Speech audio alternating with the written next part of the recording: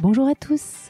Pour les absents qui n'ont malheureusement pas pu se rendre le 15 octobre dernier à Station F pour FinTech Révolution, organisée par France FinTech, nous avons effectué ces enregistrements audio a posteriori pour vous faire profiter des retours d'expérience de start-up membres de France FinTech. Bonne écoute à tous. Bonjour Adina.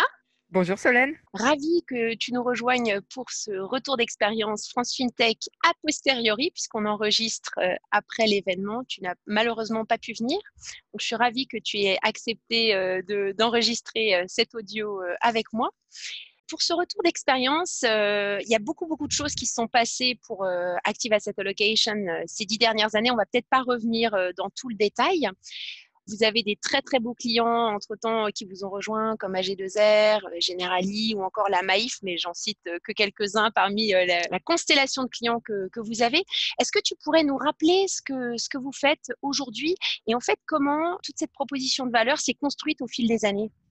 Oui, merci à toi Solène. Donc Active Asset Allocation, à la base, c'était une société d'ingénierie financière. Et on a construit cette société autour de notre capacité à créer des algorithmes sur mesure pour des investisseurs institutionnels. Donc, l'idée, c'est qu'en fait, on a développé toute une approche de gestion des risques et en particulier du risque de perte maximale, le maximum drawdown, comme on l'appelle. Et ça a été vraiment notre signature. Donc, ça fait 10 ans qu'on construit ce type de modèle. On les construit toujours sur mesure, toujours en univers stochastique, en les testant sur des milliers de scénarios possibles. Et avec le temps, on a en fait développé d'autres compétences autour de ces modèles et en particulier, bien sûr, tout ce qui touche à l'ingénierie financière. Et alors, pour ne pas refaire toute l'histoire, mais ce qui a changé la donne, c'est qu'on a démarré une phase de digitalisation il y a à peu près 5 ans. Et l'idée, c'est vraiment de prendre tout ce savoir-faire d'ingénierie financière et de le packager dans des API ouvertes qui sont cloud native pour les mettre à disposition d'un ensemble d'acteurs de la sphère financière. Donc, on travaille, c'est vrai, beaucoup avec les assureurs, par exemple, mais aussi avec des réseaux de distribution. Et l'idée, c'est de vraiment donner des outils à des experts. Donc, par exemple, des outils de construction de portefeuille, des outils de simulation. Donc, en B2B, bien entendu, puisque ça a été notre approche depuis le début, mais aussi récemment et aussi grâce à l'intelligence artificielle, j'en ai pas parlé, des outils qui vont jusqu'au consommateur final, donc vraiment en B2B2C, par exemple, avec des outils construits pour des réseaux de CGP, de manière à ce que le CGP puisse, devant son client, simuler un projet d'épargne, ses chances de succès, faire une optimisation de son allocation, lui conseiller une gestion libre, une gestion pilotée, etc. Et donner vraiment toutes les clés à la fois au conseiller, à la fois au client pour comprendre et prendre la mesure de ce que veut dire un investissement en particulier. Est-ce que son objectif est atteignable ou pas? Qu'est-ce qu'il doit faire pour y arriver, etc. Et ça, vous l'avez développé en marque blanche? Ça s'intègre dans les outils du CGP? Alors tout à fait. Donc on a à la base développé une plateforme qui est effectivement utilisable en marque blanche ou pas. Donc on a des clients comme Spirica qui ont souhaité garder notre nom. Donc les outils qui sont mis à disposition des partenaires de Spirica sont sous la marque 3A. Mais effectivement, quand on parle d'API, c'est clairement marque blanche. C'est-à-dire que notre client n'a même pas besoin d'utiliser nos interfaces. Ils peuvent simplement se connecter à nos API et faire le travail qui va bien. Parfait, merci. Tu peux juste dire un mot sur le robot advisor Rafa que vous avez lancé? J'ai vu ça j'ai lu ça dans une coupure de presse. Oui, en fait, Rafa, c'est le petit nom qu'on a donné à notre plateforme digitale. D'accord. Et donc là aussi, au démarrage, on avait imaginé créer un parcours, toujours en B2B2C, un parcours de type robot advisor pour des produits d'investissement. Et puis là, on a opéré un petit changement, c'est-à-dire qu'on ne fait plus la partie, par exemple, découverte client, qui est par ailleurs très bien faite par d'autres. On ne fait plus forcément le profilage de risque, etc. Donc, c'est plus avant, c'était un espèce de funnel. Tu rentrais par la connaissance client et tu sortais avec une proposition. Aujourd'hui, on a tout découpé. On a des API qui, d'ailleurs, certaines font appel à d'autres API, etc., des espèces de microservices.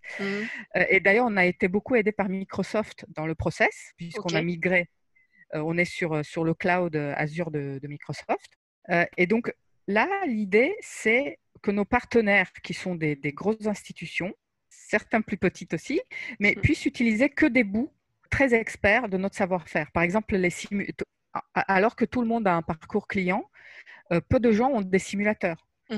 Aujourd'hui, à part chez nous, je pense qu'il n'y a pas de simulateur qui te permette de comparer vraiment en live une gestion pilotée à une gestion libre que tu aurais choisie. Tu n'as pas de simulateur ou d'optimiseur qui te disent si tu augmentes de X le montant des versements mensuels que tu vas faire pendant les Y prochaines années, alors les chances de réussite de ton projet passent de 2% à 70%, etc. D'accord. Ok, parfait. Et alors, je vois le temps qui passe. Adina, j'ai vu que vous aviez fait une levée en 2019 de 4 millions d'euros auprès de différentes entités, Maïf Avenir, Innovalliance et Région Sud. À quoi va vous servir cette levée? À quoi vous sert-elle en termes de développement produit et quelles sont vos aspirations dans les 3-4 prochaines années? Donc, cette levée nous a effectivement beaucoup servi à pouvoir continuer à investir dans le développement de la plateforme digitale.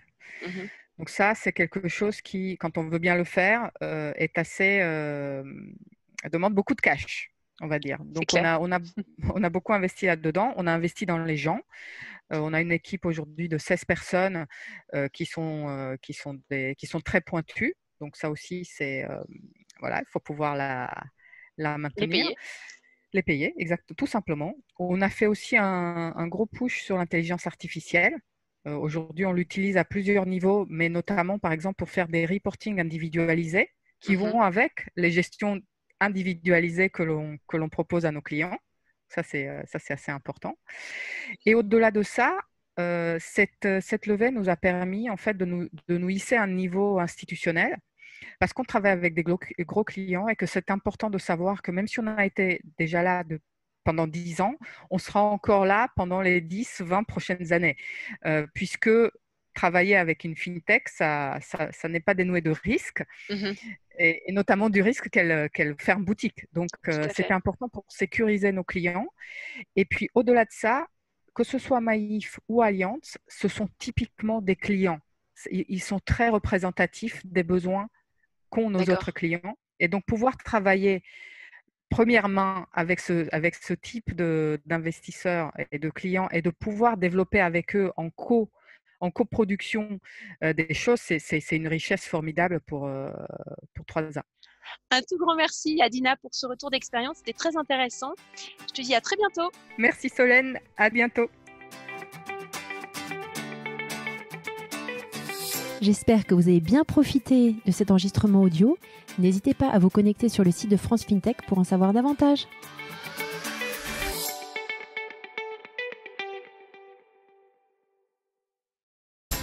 Bonjour à tous.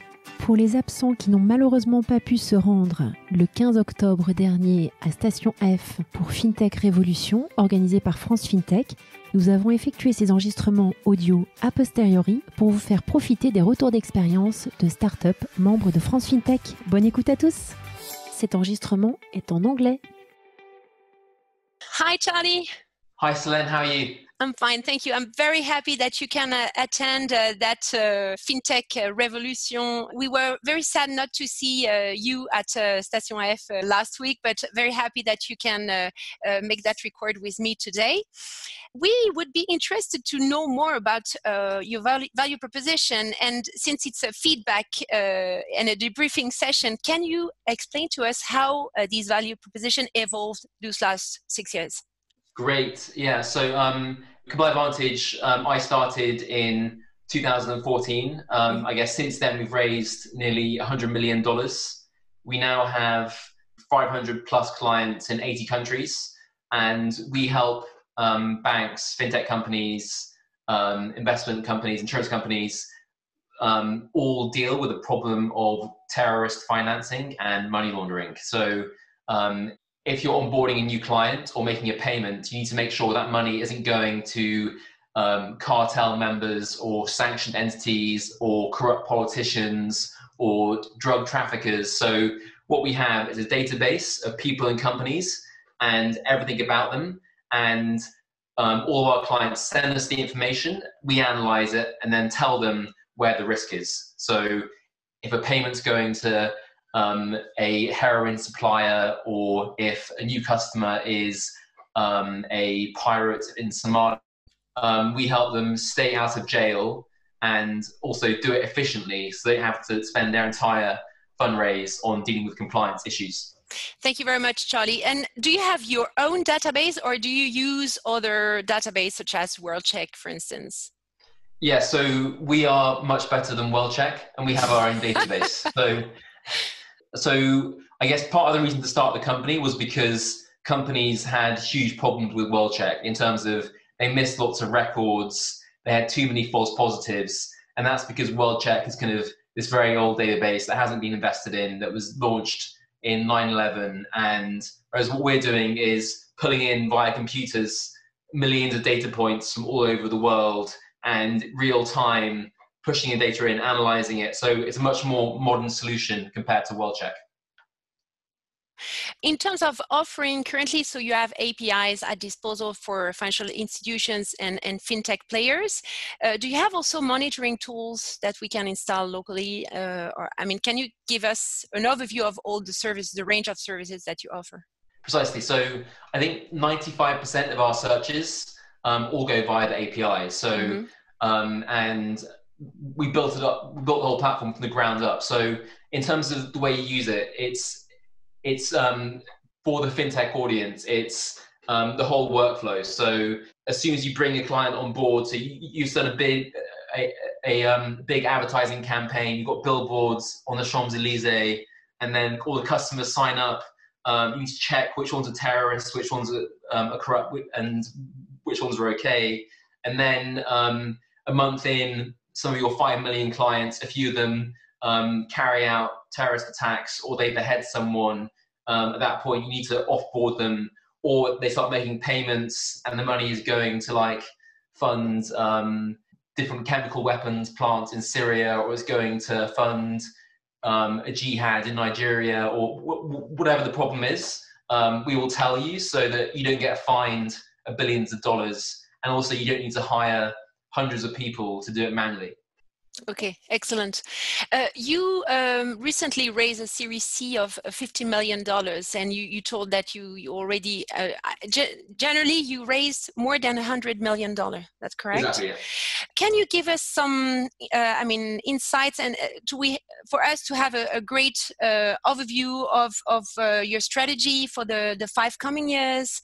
Where do you want to grow geographically, but also maybe trying to offer your products to other industries than the finance industry?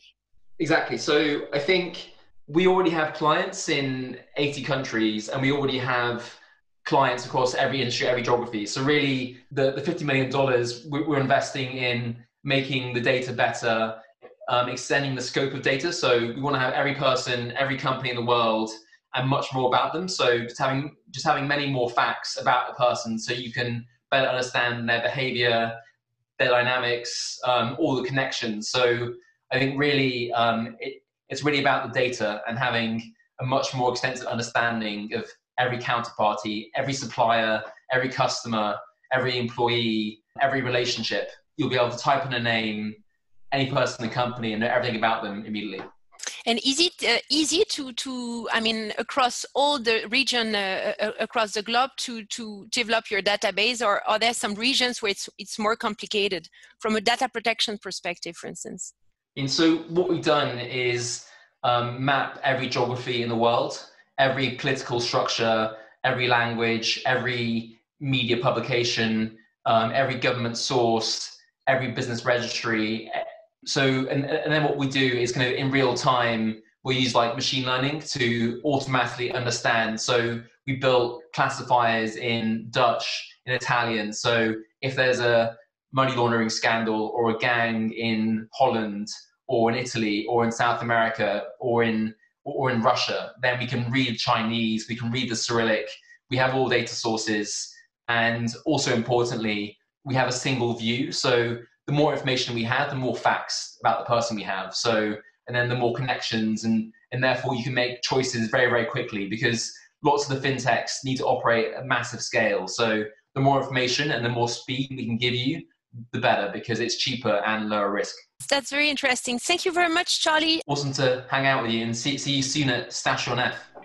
Thank you very much. J'espère que vous avez bien profité de cet enregistrement audio.